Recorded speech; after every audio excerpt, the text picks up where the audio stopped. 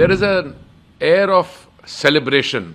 GDP could go up by 0.8%. अगर मान लीजिए टैरिफ नेगोशिएशंस किसी देश के साथ नहीं चल रही हो तो क्या जीएसटी रैशनलाइजेशन और जीएसटी रेट कम नहीं होने चाहिए थे? जीएसटी हम लोग लाए, जीएसटी को हमने और आगे सेकंड जनरेशन लाए और इससे लोगों को लाभ मिल रहा है। देखिए, हमारा सौभाग्य है कि हमें ऐसी ऑपोजिशन मिली है। जितनी वो बातें करेंगे, कुछ तो स्टैंड अप कॉमेडियन टाइप होती हैं, कुछ होती हैं हमें भी तरस आता है उन पे कि ये क्या बोल रहे हैं, क्या बोल क्या रहे हैं। सबसे पहले तो मैं आपको और आपके माध्यम से आपके दर्शकों को हार्दिक शुभकामनाएं देता हूं इस शुभ अवसर पर। नवरात्रे के अलावा बचत उत्सव, और आप देखिए सब जगह, आप प्रिंट मीडिया खोल के देखें, आप लोगों से बातचीत करें, there is an air of celebration. बहुत लोगों में खुशी का माहौल है। देखिए, ये सिर्फ जीएसटी रिफॉर्म नहीं है। एक तरीके से हम देश की जो आर्थिक व्यवस्था है, जो 2014 में 2 ट्रिलियन पे थी, आज 4.3 ट्रिलियन पे पहुंच गई, उसको सेलिब्रेट कर रहे हैं।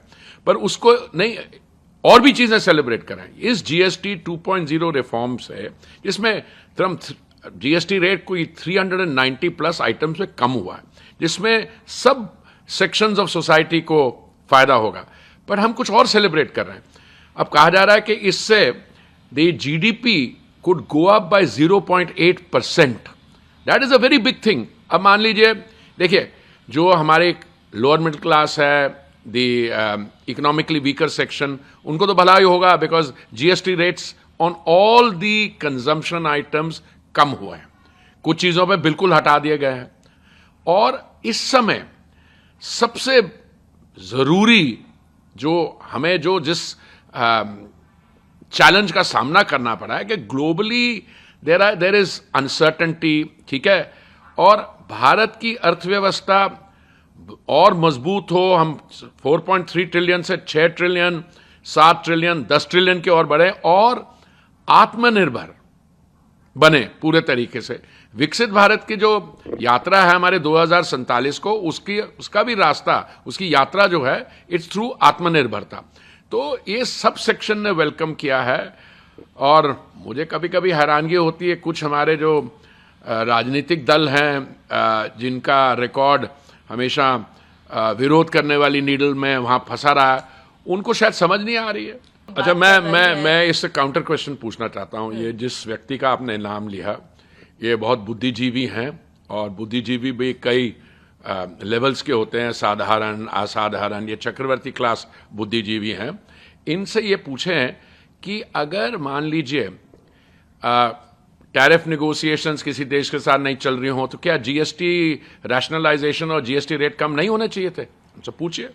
देखिए, माननीय प्रधानमंत्री जी ने जो कहा था और जो कहते आ रहे हैं, और जो उनके 11 साल में देश में हर एक वर्ग के लिए हुआ है, ठीक है, 4 करोड़ प्रधानमंत्री Awas Yojana, 33 crore LPG cylinder connection, जो जयराम जी के अंकल जब थे उस समय 14 करोड़ थे, और उसके बाद 10 करोड़ 30 लाख उज्ज्वला कनेक्शन, जिसके तहत एक परिवार को 500 रुपये में एक गैस का सिलेंडर मिलता है, जो 6 सेंट बनता है।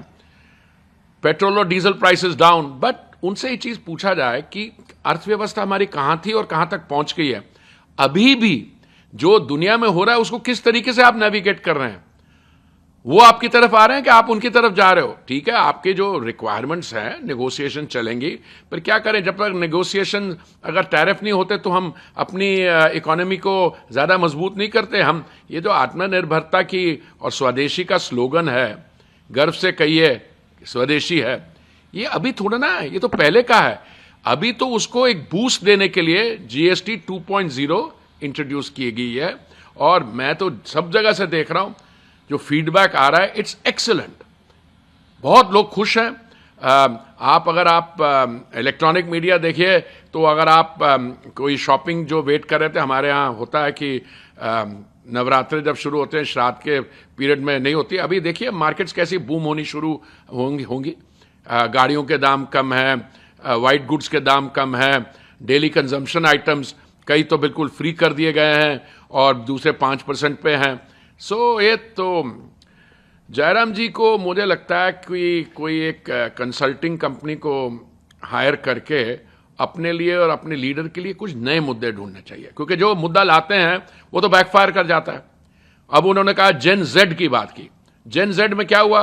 वो जो जेन जेड के इलेक्शन हुए दिल्ली में और शायद हैदराबाद में, उनकी जो कांग्रेस पार्टी की वो यूथ विंग है NSUI, वो तो वाइप आउट हो गई। और बाकी भी जो इन्होंने मुद्दे उठाए, एक मुद्दा उठाया था पीछे SIR का, सर का, तो उनका क्या जवाब था? हमने कहा कि करना चाहिए, अगर जो फर्जी वोट हैं किसी की बनी हुई हैं, they should be taken out.